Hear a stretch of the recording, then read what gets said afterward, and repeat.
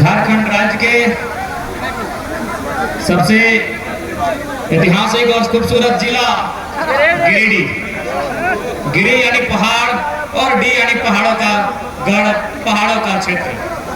गिरिडीह यानी पारसनाथ पहाड़ की धरती, गिरिडीह यानी बुढ़ाकर नदी की धरती। आज इस गिरिडीह की पावन धरती में दूर दराज से चलकर आए हुए जितने भी हमारे अभिभावक, हमारे माताएं बहनें आज के इस कार्यक्रम को सुनने के लिए, समझने के लिए आए हैं, उन सभी को जो आयु में हमसे बड़े हैं उनको एक साथ प्रणाम करते हैं और जो आयु में हमसे छोटे हैं उनको हम ढेर सारा आशीष देते हैं। आज के इस कार्यक्रम में मंच पे उपस्थित हमारे पार्टी के तमाम केंद्रीय पदाधिकारीगण, हमारे पार्टी के तमाम प्रमंडलीय, जिला, प्रखंड के पदाधिकारीगण एवं सदस्यगण, आज के इस कार्यक्रम में विशेष रूप से इस कार्यक्रम को संचालन करने के लिए, इस कार्यक्रम को आयोजन में भूमिका का निर्वहन करने वाले गिरिडीह की गाई, आज के इस कार्यक्रम में उपस्थित जितने भी हमारे लोकतंत्र के चौथे स्तंभ media, press media, print media, electronics media, digital media तथा अन्य जो स्रोत आए हैं मीडिया के भाई बहनीगण, उन सभी को अभिनंदन, नमस्कार, आदाब, जोहार पेश करते हैं। आज के इस कार्यक्रम में सुरक्षा के दृष्टिकोण से स्थानीय थाना प्रभारी महोदय और उनके तमाम सिपाही कर्मी जो आज आए हुए हैं उन सभी का भी जोहार करते हैं, नमस्कार करते हैं, आदाब पेश करते हैं। तो आज गिरिडीह की इस पावन धरती से आप तमाम झारखंड वासियों को यह संदेश देना चाहेंगे। आज जब गिरिडीह की बात याद आती है तो 1980-85 का वो दौर याद आता है जब झारखंड के पितामह विनोद बिहारी महतो को गिरिडीह की जेल में कैद किया गया था। आज वो लम्हा आज भी याद आता है और आज भी हम अपने ताकत से, अपनी हिम्मत से, अपनी एकजुटता से प्रशासन को बताते आते हैं कि आप लाख तानाशाही का परिचय दे, आप लाख हमारे हक अधिकार के बीच आकर खड़े हो जाए।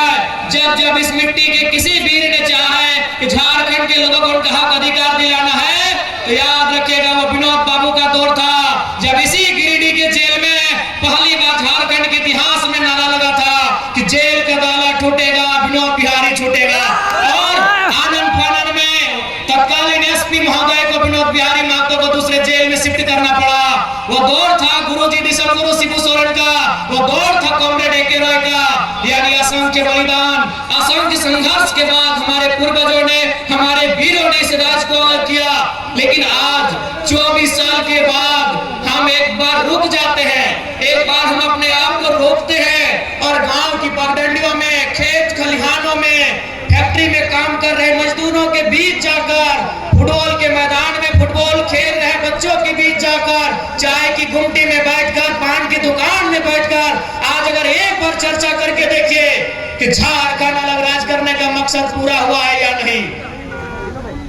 एक बार हम रुककर अपने आप को थाम कर बस एक सवाल करें कि झारखंड अलग राज करने का जो उद्देश्य था वो उद्देश्य पूरा हुआ है कि नहीं हुआ है।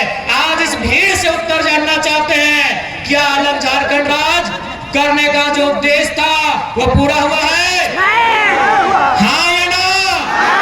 हाँ या ना? आज हर एक गांव की गली से, खेत के चौपाल से यही आवाज आती है, खेतों की पगडंडियों से, गांव के चौपाल से कि झारखंड राज आज हमने जो सोच कर लिया था, आज वो कोसों दूर है हमसे। हमने झारखंड राज्य इसलिए लिया था कि जब हम लोग झारखंड राज्य का अलग निर्माण करेंगे, यहाँ की शैक्षणिक व्यवस्था में सुधार होगा, यहाँ की स्वास्थ्य व्यवस्था में सुधार होगा, यहाँ के नौजवानों को रोजगार मिलेगा, यहाँ के जल जमीन जंगल को सुरक्षित किया जाएगा, यहाँ के आदिवासी मूलवासियों की भावनाओं का ख्याल रखा जाएगा। लेकिन जैसे झारखंड राज्य अलग हुआ, हमें क्या मिला? हमें पलायन मिला, हमें विस्थापन मिला, हमें बेरोजगारी मिली, हमें अशिक्षा मिला, हमें बीमारी मिली, और आज धड़ल्ले से हमारी नौकरियों को प्रदेश के लोगों को बेचा जा रहा है और हम केवल तमाशाबीन होकर देख रहे हैं। आज झारखंड होने के बाद हमें बस यही मिला कि हमें नक्शे से काटकर 46% बिहार का भूभाग 79,714 वर्ग किलोमीटर के एक धरती का टुकड़ा मिला है। लेकिन आज हक अधिकार की बात करें तो आप गिरिडीह से लेकर गढ़वा चले जाए, सिंहभूम से लेकर आप साहेबगंज चले जाए, आपको यही मिलेगा कि आज भी झारखंड के लोगों का दमन किया जा रहा है, आज भी झारखंड के लोगों का दोहन किया जा रहा है। ये बहुत शर्म की बात है, ये बहुत दुर्भाग्य की बात है। और चूंकि इस राज्य को बनाने में बहुत सारे वीरों ने बलिदान दिया है, आज विनोद बिहारी महतो हमारे बीच नहीं है, आज निर्मल महतो हमारे बीच नहीं है, आज कॉमरेड ए.के. राय हमारे बीच नहीं है, लेकिन आज दिसंबर गुरु शिबू सोरेन जिंदा है, आज वो अस्वस्थ है। लेकिन हम उनके स्वास्थ्य की कामना करते हैं, उनसे एक सवाल पूछेंगे कि गुरुजी बताइए कि इसी दिन के लिए आपने झारखंड राज्य अलग लिया था, आपने झारखंड राज्य क्या केवल अपनी पुतोह लोग को विधायक बनाने के लिए लिया था? इस बात का उत्तर दीजिएगा गुरुजी, यदि आपके कानों तक मेरी आवाज आ रही है तो। आज बगल में, यही बगल में माननीय मुख्यमंत्री की अर्धांगिनी बैठी है जो गांडे की विधायक है, वो एक महिला विधायक है, इसलिए हम महिला पर विशेष टिप्पणी नहीं करेंगे, उन पर कोई छीटाकशी नहीं करेंगे। लेकिन वो मंचों पे आती है और अपने भाषणों में बार बार 1000 रुपए का जिक्र करती है कि हमने मैया सम्मान योजना दिया 1000। ऐसा लगता है उन्होंने हमें खैरात दिया है, हमें भीख दिया है। बड़ा दुर्भाग्य कि कोई 1000 रुपया देकर इस प्रकार से महिमा मंडन करता है। आज मैं माननीय मुख्यमंत्री, उनकी अर्धांगिनी, चूंकि दोनों सरकार में दोनों सम्मिलित हैं, मैं उन्हें साफ साफ कहूंगा 1000 नहीं, आप 500 रुपया देके वोट ले जाइए, लेकिन हमारा एक शर्त होगा, आपके परिवार में 4 विधायक है, आप डिसाइड कर लीजिए एक कौन रहेगा, 3 को इस्तीफा दीजिए, इस बार सारा वोट कौन इस्तीफा देगा? कल्पना मैडम इस्तीफा देंगे या बसंत सोरेन जी इस्तीफा देंगे या सीता मैडम इस्तीफा देंगे? हेमंत सोरेन जी बताइए। अरे वाह, ये झारखंड के लोगों को आज भी आप लोग बोका समझ रहे हैं। आपने हमें क्या दिया? अभी हमें नहीं, हमारी माओ और बहनों को मैया सम्मान योजना आपने दिया। भैया लोग क्या झाल बजाएंगे? बताइए, भैया लोग क्या झाल बजाएंगे माननीय मुख्यमंत्री महोदय? इसलिए आप बिल्कुल 1000 रुपए में सारा वोट ले जाइए, लेकिन आप उत्तर दीजिए कि आपके परिवार में कौन 3 लोग हैं जो विधायकी से इस्तीफा देंगे? कौन 3 लोग इस्तीफा देंगे? या यदि आपकी मैडम अगर वो गांडे से विधायक रहेंगी तो मुख्यमंत्री महोदय आप बरहेट से मुख्यमंत्री के पद से इस्तीफा दीजिए। क्या एक परिवार के लिए झारखंड राज्य अलग बना था? क्या एक परिवार के लिए झारखंड राज्य अलग बना था? बताइएगा। नहीं ना? तो ये कौन सा ड्रामा है भाई? ये कौन सा महिमा मंडन है? आज हमारे राज्य में पलायन बढ़ रहा है, आज हमारे राज्य में बेरोजगारी का दर बढ़ रहा है, आज हमारे राज्य में अशिक्षा का दर बढ़ रहा है, आज हमारे राज्य में मजदूरों की संख्या प्रवासी के रूप में बढ़ रही है, और आप 1000 रुपए देकर हमें अगर बहलाने का कार्य करते हैं तो ये दुर्भाग्य की बात है। और विशेषकर झारखंड के युवाओं, आपको स्पष्ट कहना चाहेंगे, आज देख सकते हैं युवाओं का मकसद होता है कि बढ़िया से पढ़ाई लिखाई हो, अच्छा से कंपटीशन की तैयारी करें और झारखंड की नामधारी परीक्षाओं में बैठे। आज आपको मालूम है सीजीएल के साथ क्या हुआ? मालूम है आपको क्या हुआ सीजीएल के साथ? पेपर लीक का मामला। आज सीजीएल के साथ क्या हुआ? पेपर लीक का मामला।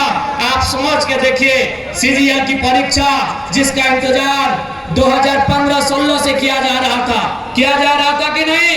2015-16 से सीजीएल की परीक्षा का इंतजार किया जा रहा था। आज 2024 में 28 जनवरी 2024 को सीजीएल की परीक्षा होती है, लेकिन 2 घंटे बाद पुनः पता चलता है कि पेपर लीक हो चुका है, पुनः री एग्जाम लिया जाता है। एग्जाम कब लिया जाता है? 21-22 सितंबर को लिया जाता है। पुनः री एग्जाम में भी पता चल रहा है कि पेपर लीक किया जा चुका है। ऐसे में आप तमाम केवल नौजवान पढ़ने वाले छात्र नहीं, अभिभावक, माताएं, हमारे तमाम अभिभावक, आपको भी गुस्सा आना चाहिए। आपको भी गुस्सा आना चाहिए कि आपने इन सरकारों को क्यों चुना था। आपको मुख्यमंत्री के साथ सुदीप सोनू से सवाल करना चाहिए कि आपको हमने सत्ता में क्यों बैठाया था। सीजीएल का पेपर लीक करने के लिए नहीं बैठाया था। आपको सवाल करना चाहिए। लेकिन आज बहुत दुर्भाग्य की बात है, हम और आप व्यस्त हैं, अपने रोजमर्रा की जिंदगी में व्यस्त हैं। हम अपनी चाय की दुकान में व्यस्त हैं, हम अपने पान की दुकान में व्यस्त हैं, हम अपनी दिनचर्या में व्यस्त हैं, हम अपने काम काज में व्यस्त हैं, हम अपने रोजगार में व्यस्त हैं। लेकिन आज यहाँ के राज्य के आपके बच्चों के भविष्य को लाखों रुपए में बेचा जा रहा है और आपके कानों में अगर जू नहीं रेंग रही है तो याद रखिएगा, केवल सरकार दोषी नहीं है, आप और हम दोषी हैं इस राज्य की बर्बादी के लिए। इस बात को याद रखिएगा। और यदि आप आज याद नहीं रखते हैं, आज यदि आप में राजनीतिक सुचिता का संचार नहीं होता है, यदि आज आप में राजनीतिक चेतना जागृत नहीं होती है, तो आने वाली पीढ़ी आपसे सवाल करेगी। आपकी आने वाली पीढ़ी आपसे सवाल करेगी कि आपने क्यों सवाल नहीं किया। जिन लोगों को आपने सत्ता दिया था उन लोगों से सवाल क्यों नहीं किया। कौन जिम्मेदार होगा? सीजीएल की परीक्षा में धांधली का जिम्मेदार कौन होगा? पारा टीचर की जो समस्या है उसका जिम्मेदार कौन होगा? आंगनबाड़ी की सेविका धरने पर बैठी है, उनका जिम्मेदार कौन होगा? पूरे राज्य में लोग धरने पर बैठे हैं। आज ये सवाल उठता है कि अगर पूरे राज्य में लोग धरने पर बैठे हैं तो इस राज्य में खुशहाल कौन लोग हैं? ये भी हमारे सोचने का सवाल है। और विशेषकर नौजवान साथी आपको बताना चाहेंगे, कभी भी आपका ध्यान उस ओर नहीं गया है। आपका ध्यान कभी उस ओर नहीं गया है। हमारा ध्यान नौकरियों की ओर जाता है। एक बहाली में अगर मान के चलिए जेपीएससी की बहाली आती है, 250 सीट होता है, 350 सीट होता है, 350 सीट होता है। लेकिन आपको मालूम है इस राज्य में इनकम का जगह कहाँ है? आपको अभी तक मालूम नहीं है, क्योंकि हमारा माइंड उतना डेवलपमेंट ही नहीं है, हमारी सोचने की शक्ति वहां तक गई ही नहीं है। अरे नौकरी वन टाइम अगर जेपीएससी निकालती है तो 250 सीट ज्यादा नहीं रहता है। लेकिन आपको मालूम है आपके गांव में, आपके पंचायत में, आपके प्रखंड में, आपके जिला में जो भी सरकारी मकान है, जो भी सरकारी भवन है, वहां केवल 2-4 अधिकारी सरकारी होते हैं। बाकी एजेंसियों को ठेका दिया जाता है, बाकी कॉन्ट्रैक्चुअल लेवल पे आधार पे होता है, बाकी टेंडरशिप के आधार पे होता है। आप जो पंचायत भवन देख रहे हैं, उस पंचायत भवन में जो खिड़की का रंग पेंट करने का जिम्मा एजेंसी को दिया जाता है, बल्ब लगाने का जिम्मा एजेंसी को दिया जाता है, उसमें इलेक्ट्रिशियन से लेकर फिटिंग हर एक काम एजेंसी को दिया जाता है। तो सोच के देखिए झारखंड में कितना एजेंसी काम कर रहा है। अरे नहीं करने से भी 30,000 35,000 एजेंसी झारखंड में काम कर रही है। छोटी बड़ी सब मिला के 30,000 से 35,000 एजेंसियां काम कर रही है। एक एजेंसी का टेंडर करोड़ों में होता है। आप उन एजेंसियों का लिस्ट निकालिएगा, 1% झारखंड के लोग नहीं है। आप केवल नौकरी देखते हैं कि बहाली कै गो निकल रहा है पुलिस का। आप इतने इस भीड़ में कै गो कॉन्ट्रैक्टर है, इस भीड़ में कै गो एजेंसी के ओनर है। आपकी जानकारी के लिए बता दें, आपके बगल में कोई सरकारी स्कूल होगा, हाई स्कूल होगा या +2 होगा, वहां का प्रिंसिपल सरकारी है, वहां का फिजिक्स का टीचर सरकारी है, वहां के केमिस्ट्री का टीचर सरकारी है। लेकिन आपको जानकारी होना चाहिए आईटी, टीटी और स्पोर्ट टीचर सरकारी नहीं है। आईटी का टीचर सरकारी नहीं है, टीटी का टीचर सरकारी नहीं है, स्पोर्ट टीचर सरकारी नहीं है। और आपको यह भी जानकारी होना चाहिए कि आईटी और टीटी का टीचर एग्जाम लिख के नहीं आते हैं, एजेंसी के थ्रू आते हैं। वो एजेंसी भी आपकी नहीं है, वो टीचर भी आपका नहीं है। आज तक झारखंड का ध्यान गया ही नहीं है। झारखंड के नौजवान नौकरी के, ठीक है नौकरी अच्छी बात है, हमारी भी पहली प्राथमिकता नौकरी होती है, लेकिन आप एजेंसी को भूल रहे हैं, आप टेंडरशिप को भूल रहे हैं, आप ठेकेदारी को भूल रहे हैं। अरे पैसा वहां है। वीडियो की तनख्वाह क्या है? वीडियो की तनख्वाह आज के डेट में क्या है? 50,000, 1 लाख है। चलिए 1 लाख मानते हैं, चलिए मान लेते हैं बढ़िया पदाधिकारी की तनख्वाह 1 लाख है, तो 12 महीने में 12 लाख, यानी 1 साल का 12 लाख। वो नौकरी कितना करेगा? 30 साल। कितना? 30 साल। 12 को 30 से गुना करिए, 3.6 करोड़। क्या कैलकुलेशन सही है? 3.6 यानी 3.6 करोड़। यानी एक वीडियो, एक बढ़िया रैंक का ऑफिसर अपने जीवन काल में कितना पैसा कमा रहा है? 3.6 करोड़। आपको जानकारी होना चाहिए, एक छोटा एजेंसी करोड़ों का बजट एक बार में, हमको लगता है एक बार जब वो लेती है करोड़ रुपए बचत कर लेती है। आज तक किसी लीडर ने आपको इस ओर लेके नहीं गए हैं, कोई लीडर नहीं, किसी को मतलब नहीं है। आप कहीं चले जाइए, आप अस्पताल में चले जाइए, स्वास्थ्य केंद्रों में, डॉक्टर सरकारी हो सकता है, डॉक्टर सरकारी हो सकता है, वॉचमैन सरकारी नहीं है, जो गार्ड है वो सरकारी नहीं है, जो सफाई कर्मी है वो सरकारी नहीं है। वो कहां से आते हैं? परीक्षा लिख के नहीं आते हैं, वो एजेंसी के माध्यम से आते हैं, ठेकेदारी के माध्यम से आते हैं, कॉन्ट्रैक्ट बेसिस पे आते हैं। अरे वहां आपका ध्यान गया ही नहीं है। इसलिए आज लोग मुझसे क्यों चिढ़ते हैं मालूम है? क्यों ये लोग इनके रातों के सपनों में हम आते हैं? क्योंकि ये बोलते हैं घरों में कि ये लड़का लीडर नहीं, टीचर ज्यादा है, ये पढ़ाता है, ये अपनी सभाओं में भाषण कम पढ़ाता है, लेक्चर और क्लास ज्यादा लेता है। नहीं, बताइए किस लीडर ने आपको बताया है? किसने आपको बताया है? झारखंड में, ये तो आपके इधर की बात मैं कर रहा हूं। चलिए कोलियरी की चक्कर लगाए, जहां कोयला कोड़ा जाता है, वहां की कंपनियों का नाम है संजय उद्योग, खेमका, आनंदिता, त्रिवेणी, मैंने ऐसे ऐसे लगभग सैकड़ों कंपनियां हैं जो कोयला कोड़ने का काम करती है। वो कहां की है? हैदराबाद की है, इलाहाबाद की है, पटना की है, कलकत्ता की है, गुजरात की है, महाराष्ट्र की है, चेन्नई की है। आपके गिरिडीह और रांची की एक भी नहीं है। इसलिए यदि हम लोग सरकार में आते हैं तो सरकारी नौकरी तो छोड़िए, एजेंसियों में भी 75% झारखंड के लोगों को प्रमोट करेंगे, झारखंड के लोगों को 75% प्रमोट करेंगे। और आपको मालूम है सरकार क्या चीज है, आपको मालूम है। उसके बाद चूंकि ये लोग ये तर्क देते हैं कि भारत के संविधान में कहीं इस बात का जिक्र नहीं है कि हम किसी को जाति के आधार पे, धर्म के आधार पे उनको नौकरियों में आने से रोके। सही बात है, बाकी संविधान आर्टिकल 15 और 16 को पढ़िएगा, उस आर्टिकल में कहीं इस बात का जिक्र नहीं है। वहां क्या लिखा है कि हम किसी को धर्म, जाति, लिंग, मूल स्थान, जन्म स्थान इत्यादि के आधार पर भेदभाव नहीं कर सकते हैं। लेकिन ध्यान रखिएगा, वहां भाषा का जिक्र कहीं नहीं, हम भाषा के आधार पर रुकेंगे। भारत के संविधान में आर्टिकल 15-16 को पढ़िएगा, आपके हाथ में गूगल है, वहां जाति का जिक्र है, धर्म का जिक्र है, लिंग का जिक्र है, जन्म स्थान का जिक्र है, भाषा का जिक्र नहीं है। हम भाषा के आधार पर रोकेंगे। गिरिडीह में परीक्षा गिरिडीह की भाषा के आधार पर। अब सवाल है कि कैसे भाषा के आधार पर परीक्षा लेने से कैसे रुकेंगे? भाषा के आधार पर यदि हम परीक्षा लेंगे तो कैसे रुकेंगे? उदाहरण के लिए मान के चलिए हमने हिंदी में कोई पेपर लिखा और उस पेपर में सवाल आया एक मुहावरा, आंख का तारा, इसका मतलब क्या होता है? आग बबूला होना, इसका मतलब क्या होता है? कमर कसना, इसका मतलब क्या होता है?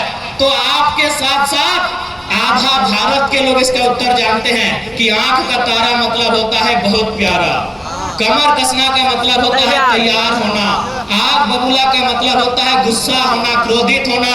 आधा भारत इसका उत्तर जानता है। लेकिन इसी सवाल को अगर हम अपनी भाषा में, झारखंड की क्षेत्रीय भाषा में पूछेंगे कि पखर करे हाथ, करे करे झांक, की लगे बुझाओ? कि पखर करे हाथ, करे करे झांक, एकर माने की लगे बुझाओ? के बुझता है कि हाथ से छूटल माछ और बांधे गड़ल कांच, घूर घूर ना पावे? के बुझता है?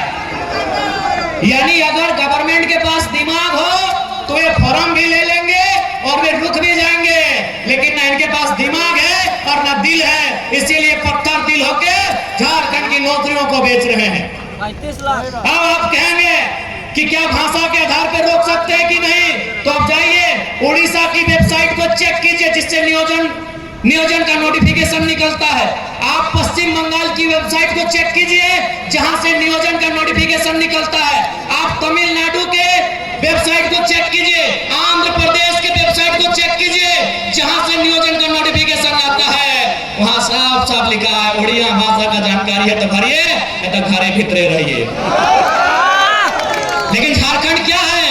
झारखंड बाबा जी का ढाबा है। जिसको मन है, जिधर से मन है, आइए, खाइए और जाइए।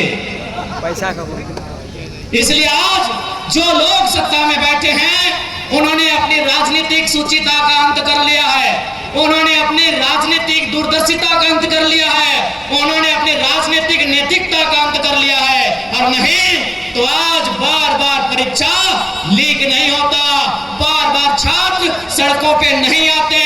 आज हमारे नौजवान, ऐसा लग रहा है बिरसा मुंडा के राज्य में, शायद निर्मल महतो के राज्य में हक नहीं, अधिकार नहीं, सरकार से अपना भीख मांग रहे हैं, ऐसा प्रतीत हो रहा है।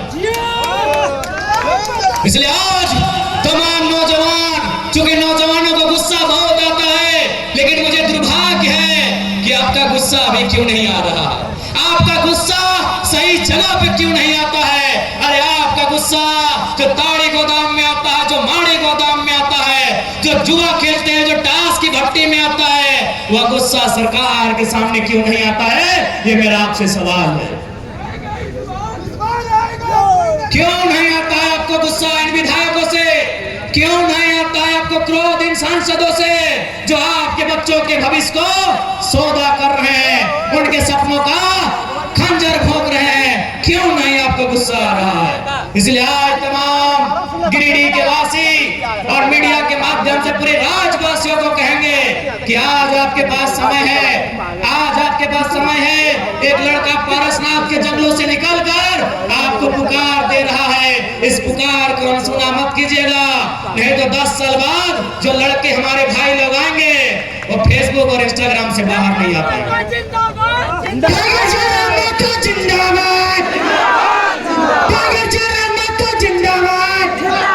आज आप हमारी आलोचना कर सकते हैं, आप हमारा तिरस्कार कर सकते हैं, आप हमसे नफरत, हमारे लिए ईर्ष्या रख सकते हैं, लेकिन सच्चाई स्वीकार कीजिए, 24 सालों के झारखंड में पहली बार कोई लड़का आया है जो अपने दम पे, अपनी प्रतिभा की बदौलत राज का चेहरा बना है। कल्पना सोरेन इसलिए चेहरा बने कि मुख्यमंत्री की अर्धांगिनी है। 24 साल के इतिहास में हमको एक रिपोर्ट कार्ड दीजिए कि कोई एक साधारण सा लड़का 2 साल पहले उसे गांव के लोग ठीक से नहीं जानते थे, आज वो राज में चर्चा का विषय है। मैं 24 साल के इतिहास को आपको पढ़ने कह रहा हूं। एक बार एक इतिहास हमको बताइए। आज बहुत सारे लोग कहते हैं अरे इस राज्य में रोज आंदोलन हो रहा है, कभी राजभवन के सामने हो रहा है, कभी मुख्यमंत्री के आवास में हो रहा है, कभी डीसी कार्यालय के सामने हो रहा है, कभी विधानसभा के सामने हो रहा है। तो रोज नेता बनना चाहिए, कहां बन रहे हैं? अगर और हम तो जिस आंदोलन की शुरुआत किए थे 50 लड़के थे, मैंने जिस आंदोलन की शुरुआत की थी धनबाद से मात्र 50 लड़के थे, और आज आपके बीच एक चेहरा बन के आए हैं। क्यों? क्योंकि ये नियति की मांग थी। नियति चाहती थी कि कोई आए सामने जो झारखंड के मुद्दों पे खुल के बात करे, कोई आए सामने जो झारखंडियत पे खुल के बात करे, लेकिन कोई बात नहीं करना चाहता था। वो कहते हैं ना कि बिल्ली से तो हर कोई परेशान है, लेकिन घंटी बांधेगा कौन? घंटी बांधेगा कौन? तो बस मैंने वही काम किया है, मैंने आवाज दिया है, मैंने घंटी बांधने का काम किया है। और आज मैं बिल्कुल तमाम मीडिया के माध्यम से तमाम सरकार को, तमाम जनप्रतिनिधियों को और साथ ही साथ सुपर सीएम मुख्यमंत्री के साड़ू श्री सुदेव सोनू को भी चुनौती देता हूं कि सुन रहे हैं गिरिडीह का झंडा मैदान आपके बाप का है।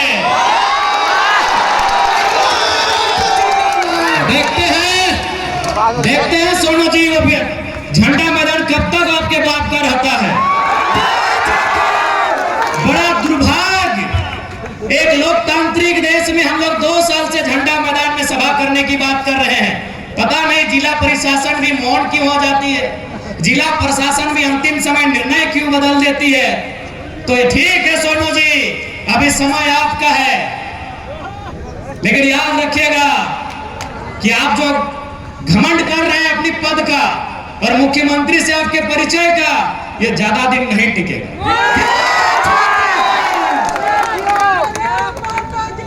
जिंदाबाद जिंदाबाद। और याद रखिएगा, इस बार गिरिडीह की जनता आपसे हिसाब लेगी।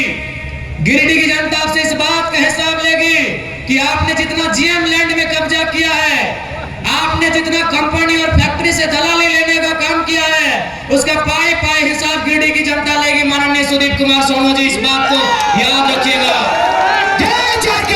आज केवल गिरिडीह की बात करें तो आज आपके आसपास इसी क्षेत्र में हजारों छोटी बड़ी कंपनियां हैं कि नहीं? आज इसी गिरिडीह में हजारों कंपनियां हैं। रंजिता है कि नहीं?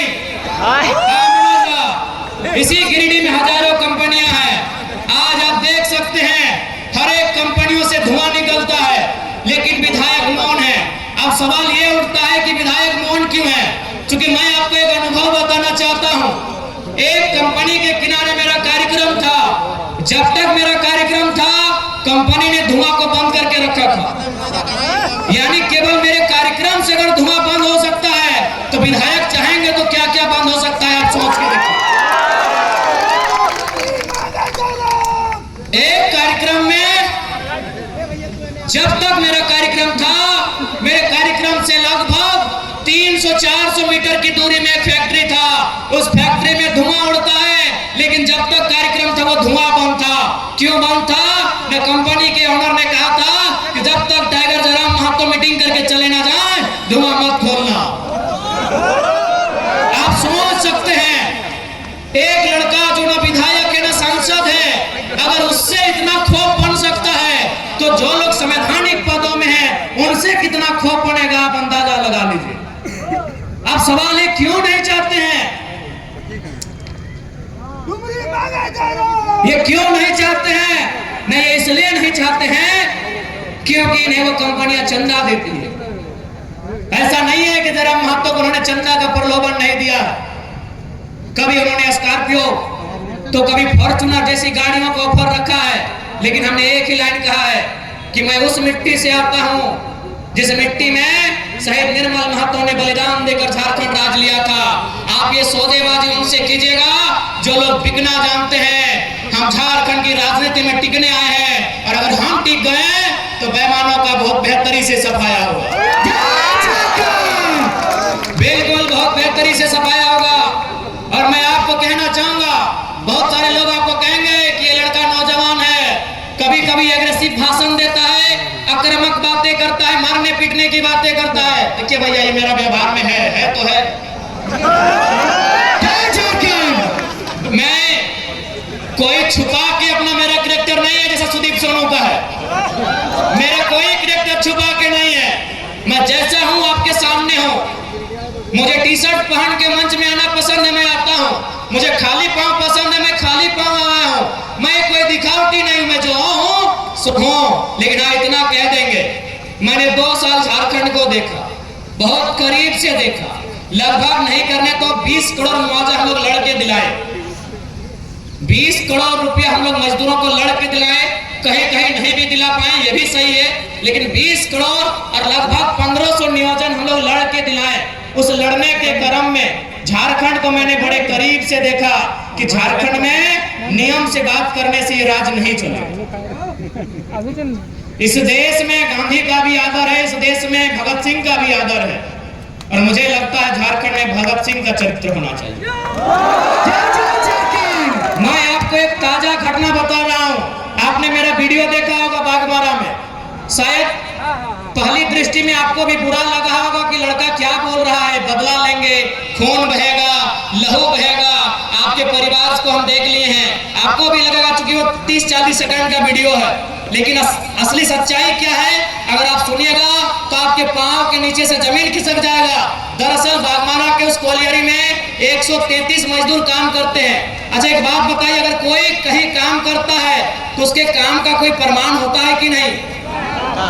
चूंकि वो कोलियरी में काम करते हैं, यानी बीसीसीएल के अधीन काम करते हैं, लेकिन चूंकि बीसीसीएल ने टेंडर दे दिया है, तो टेंडर दे दिया है तो टेंडर वाली कंपनी का जिम्मा होना चाहिए। लेकिन उस मीटिंग में आप सुन रहे होंगे, टेंडर वाली कंपनी भी बोल रही है कि वर्कर मेरे नहीं है, बीसीसीएल भी बोल रही है ये वर्कर मेरे नहीं है, जबकि उनको पेमेंट भी मिल रहा है, 5600 मिल रहा है, किसी को 6200 मिल रहा है, किसी को 8000 मिल रहा है। तो मैंने वही सवाल किया कि भाई इनको 8000 पेमेंट दे कौन रहा, इनको 8000 पेमेंट दे कौन रहा है? ये बीसीसीएल की वर्कर नहीं है, ये आउटसोर्सिंग कंपनी के वर्कर नहीं है, तो इनको पेमेंट दे कौन रहा है?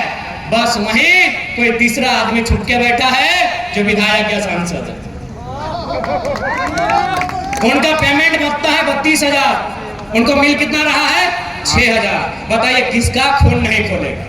किसका खून? अगर आप में जरा भी इंसानियत है और आप में जरा भी अन्याय के खिलाफ लड़ने की क्षमता है तो आपका खून खोलेगा ही खोलेगा। पेमेंट कितना बनता है? 32,000। कितना मिल रहा है? 6,000। किसका खून नहीं खुलेगा? अरे वो तो मीडिया चल रहा था, कैमरा था, हमको भी मालूम था कि मीडिया लोग वीडियो ले रहे हैं, नहीं तो बोतल कसम से हम टेबल में पटकने के लिए नहीं उठाए। अगर वो लाइव नहीं चलता ना तो एक पदाधिकारी का कपार में पटकना। बहुत अच्छा। अब आपको अगर मेरा ये कैरेक्टर नहीं पसंद है, वोट मत दीजिए, छोड़ बोल के वोट नहीं लेंगे। अगर हम लोग सत्ता में आ गए तो बिल्कुल रिएक्शन होगा, जनता के साथ रिएक्शन नहीं होगा। बेईमान और भ्रष्ट पदाधिकारी है, उनके साथ रिएक्शन होगा। मैं आपको इसी गिरिडीह लोकसभा की एक घटना सुना रहा हूं। गिरिडीह लोकसभा, गिरिडीह विधानसभा पीरटाड़ की घटना है। हमारे पीरटाड़ के साथी भी आए, उनसे पूछिएगा। एक दिन उस ब्लॉक परिसर में 2 ऑफिसर चाय पी रहे थे। बातों बातों में चर्चा शुरू हुआ। एक ऑफिसर ने कहा कि सर जयराम महतो का बहुत हवा है, लाखों लोग उसे सुनने के लिए आते हैं, लग रहा है वो गिरिडीह लोकसभा जीत रहा है। तो दूसरे ऑफिसर ने कहा सर अगर वो जीत भी जाएगा तो क्या उखाड़ लेगा दिल्ली जाके, दिल्ली में उसको भाषण देने का मौका भी नहीं मिलेगा। वो एनडीए से भी नहीं है, इंडिया से भी नहीं है, वो मोदी के तरफ से भी नहीं है, वो राहुल गांधी के भी तरफ से नहीं है, तो जयराम महतो क्या उखाड़ लेगा सर दिल्ली में? तो दूसरे अफसर ने कहा कि सर आप ठीक बोलते हैं, जयराम महतो दिल्ली में कुछ नहीं उखाड़ पाएगा, लेकिन सर मेरा दिल कहता है जहां से गिरिडीह शुरू होता है और जहां गिरिडीह खत्म होती है, अगर वहां कोई बेईमान पदाधिकारी उसको दिखा तो रोड में पटक के मार देगा। ये मैंने नहीं कहा, ये उस अफसर ने कहा कि जहां से गिरिडीह शुरू होती है और जहां गिरिडीह खत्म होती है, अगर प्रखंड लेवल में या पंचायत लेवल में कोई अफसर मनमानी किया, फुटानी किया तो जयराम महतो उसको पटक के मार देगा सर, ये गारंटी है। यही बेरमो विधानसभा की एक घटना है। एक आदमी को अटेंडेंस रोक दिया गया था। वो आदमी हमारे पास आया, बोला भैया ये ऐसा बात है। हमने कहा कि अधिकारी को फोन लगाइए, तो बोला नहीं एसपीओ की पीओ था, बोले लगाइए फोन। तो हमने फोन लगाया, उनको परिचय दिए कि सर हम जयराम कुमार महतो बोल रहे हैं, इनका अटेंडेंस बंद कर दिया गया है, गरीब आदमी है, नौकरी में रख लिया जाए। उधर से अधिकारी की आवाज आती है कि कौन जयराम महतो, हम तो नहीं पहचान पाए। हम इतने बोले कि आप विधायक और सांसद का खाली आवाज पहचानते हैं ना, अच्छी बात है, तो हम आज आपको फोन नहीं करेंगे, फोन काट रहे हैं। अब आपसे हम 2 महीना के बाद मिलेंगे, लेकिन दुआ कीजिएगा कि हम चुनाव ना जीते। अगर चुनाव जीत गए ना और रोड में जहां दिखेंगे पटक के दामोदर नदी में गाड़ देंगे। विश्वास कीजिए 10 सेकंड के बाद उस अधिकारी ने कहा कि जयराम बाबू बोलिए क्या काम है। 10 सेकंड में उस अधिकारी ने कहा कि जयराम बाबू बोलिए क्या काम है। हमने कहा काम हो गया है, रख लीजिएगा इसको। 10 सेकंड में, ये कोई बड़ाई नहीं कर रहे हैं। शेख साहिद हमारे उपाध्यक्ष हैं, वो उसको लेके आए थे, पूछ लीजिएगा कौन है, हम अपनी बड़ाई नहीं कर रहे। शेख साहिद यही मंच में शायद बैठे हैं, उनसे पूछेगा वो आदमी कौन है जिसको नौकरी से निकाल दिया गया था। और हमने बस इतना ही कहा था कि अगर आपको विधायक सांसद का ही पैरवी पसंद है तो 2 महीना के बाद हम आपसे बात करेंगे, यदि जीत गए तो हम बात नहीं करेंगे, दामोदर नदी में पटक के गाड़ देंगे। इसका मतलब क्या है समझे कि नॉन मैट्रिक मंत्री बनाइएगा तो क्या होगा? चोर गुंडा लोग को विधायक बनाएगा तो क्या हो? अफसर सही पूरी